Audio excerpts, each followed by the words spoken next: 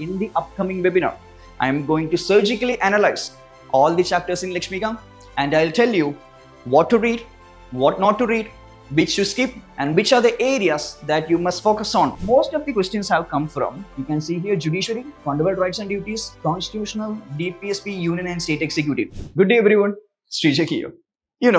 I started my UPSC journey back in 2017 in my third year of college. As usually most aspirants do, I bought my first book, which is known as the Bible of UPSC, known as the Lakshmikant. I opened the book, I read the historical background, I understood that I don't know anything. I'm not able to connect anything. After which I closed the book and opened again in 2018 when I was doing my foundation. Most of the aspirants, as me, get overwhelmed by the sheer size and structure of the book. After which we end up either reading it completely, not knowing what to read, what are the important areas, and we end up wasting our time. Now, this is why in the upcoming webinar, I am going to surgically analyze all the chapters in Lakshmikant, and I'll tell you what to read, what not to read, which to skip, and which are the areas that you must focus on in order to get maximum benefit out of the time that you are spending. Also, significantly reduce your time in reading Lakshmikant and also help you to make one-page notes regarding the same. Before actually you start reading any of the book or even any of the chapters, the first and the foremost thing that you need to know is to understand how the UPSC PYQs have come.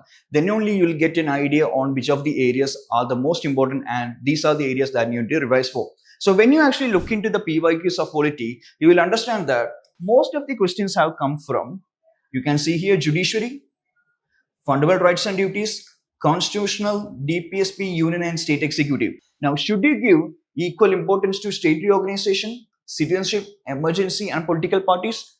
Definitely no, right? So when you analyze the PYQs, you understand that these are the areas which you need to give more time. So when you revise on your second or on your third time, you need to revise on these portions and not on citizenship and all the other portions out there.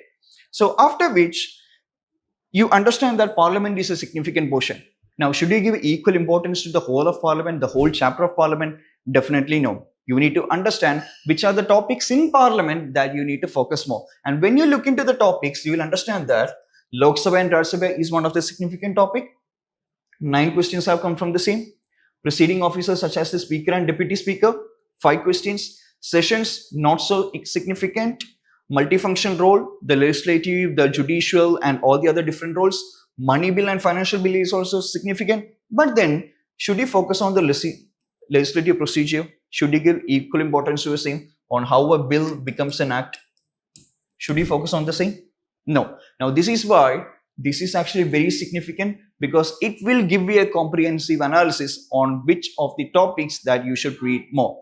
After you did this, then you go and read the chapters and you focus more on these chapters in which UPSC have asked more number of questions. Now, after reading, this is not enough, okay? You need to attend questions to understand. Now, polity is more of a conceptual subject, right? So therefore, you need to know that whether you have understood it or not.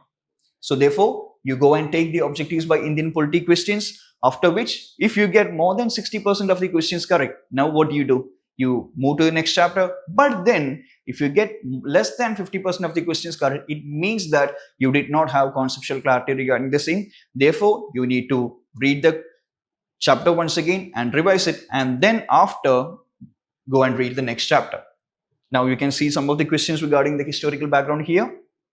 Also, after you have read the same, what do you need to do? You need to prepare tables, okay? Now, polity is more of a comparison, right? Let's say you need to compare between the powers of president and governor. You need to compare the houses of the Lok Sabha and the Rajya Sabha. So polity, the constitutional bodies, the non-constitutional bodies, the difference between planning commission and Niti Aayog. So basically the polity is all about comparison, right? So you need to make tables and you need to compare the same, which will make your revision and all the other process significantly simpler. Now, I will give you a glimpse regarding the same, but in the webinar, I will be detailedly going through all of the chapters mentioned in Lakshmikant. Now, what about the historical background? Let's come on to the first chapter. Now, when should you read it? Should you read it as I did in my 2017, or should you read it later?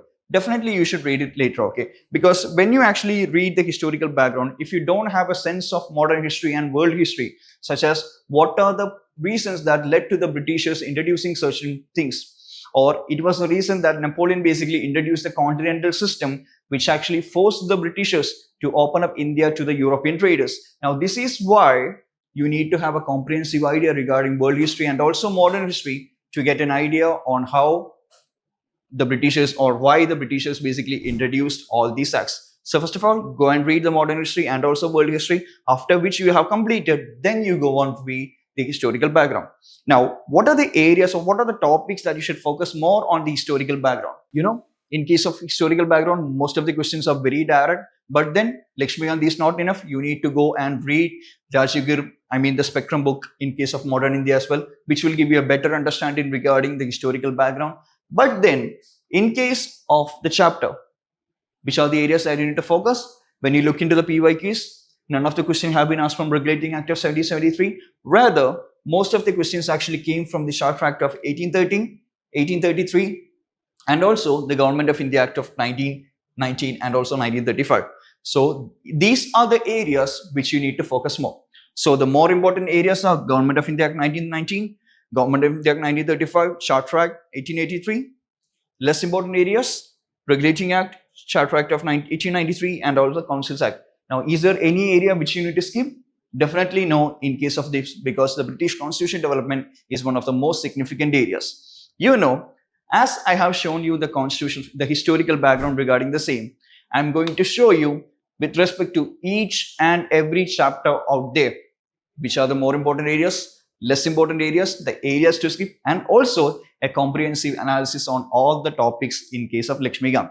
So do join. The session will be on Tuesday at exactly 7 p.m. and I'm going to teach you all the things that is there to know about Lakshmikant, how to read it, how to make notes, and how to revise them effectively.